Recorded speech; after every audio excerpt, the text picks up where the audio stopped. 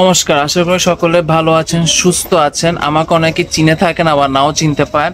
তো আজকে মূলত হচ্ছে আমি কোনো ভিডিও শ্যুট করার জন্য আসিনি, আমি মূলত হচ্ছে একটা ইনফরমেশন দেওয়ার জন্য আপনাদের সকলকে, বিশেষ করে যারা সনাতন ধর্মাবলম্বী রয়েছেন তাদের সকলকে একটা ইনফরমেশন দেওয়ার জন্য আসলাম।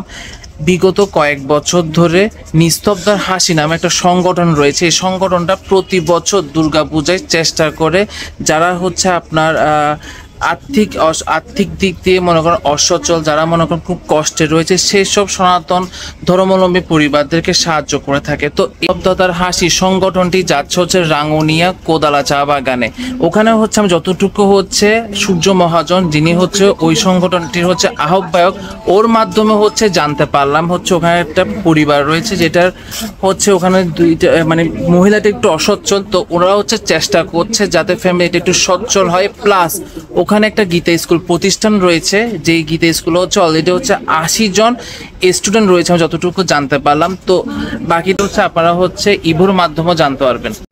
নমস্কার, আমি আসলে নিস্তব্ধতার হাসি পরিবারের একজন সদস্য, ইভো মহাজন বা সূর্য মহাজন নামে সবাই চিনেন আর কি।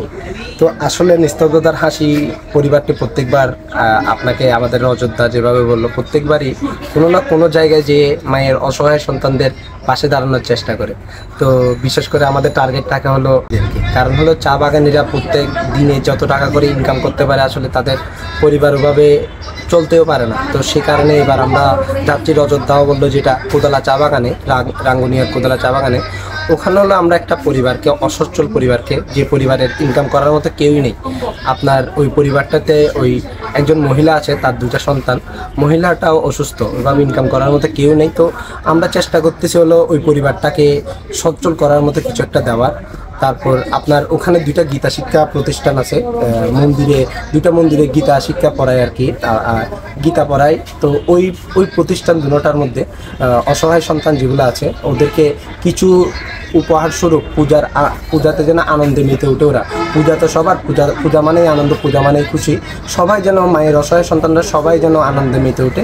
সেই কারণে আমরা ওই জায়গায় ওই প্লেসে ওই অসহায় সন্তান যেগুলো আছে ওদেরকে কিছু গিফট দেওয়ার মতো, কিছু উপহার দেওয়ার মতো, পোশাক পরিচ্ছদ, এছাড়াও ওই খাতা কলম পেন্সিল এগুলো দেওয়ার চেষ্টা করতেছি। তো আপনারা সবাই আশা করি সহযোগিতা, নিস্তব্ধতার হাসির সাথে আপনারাও পাশে থাকবেন। এবং আপনারাও চাইলে আমরা এখানে অযোধ্যার এই ভিডিওটির কমেন্টে আপনার সকল তথ্য ওখানে দেওয়া থাকবে, আপনারাও আমাদের সাথে পাশে দাঁড়াতে পারবেন। নমস্কার। আচ্ছা, আমার হচ্ছে ডিসক্রিপশনে বা কমেন্ট বক্সে হচ্ছে আমি অলরেডি হচ্ছে নাম্বার দিয়ে দিব। প্লাস এই ভিডিওর হচ্ছে স্ক্রিনে হচ্ছে আমি হচ্ছে যে ব্যানারটা রয়েছে ওনাদের, ওখানে হচ্ছে আপনার বিকাশ প্লাস হচ্ছে নগদ নাম্বার রয়েছে, ওখানে হচ্ছে আপনারা সাহায্য করতে পারবেন। আমি একটা কথা বলবো, প্লিজ এগিয়ে আসুন। ধন্যবাদ। আবারও হচ্ছে আরও একটা নতুন ভিডিও নিয়ে হচ্ছে আপনাদের মাঝে চলে আসবো। নমস্কার।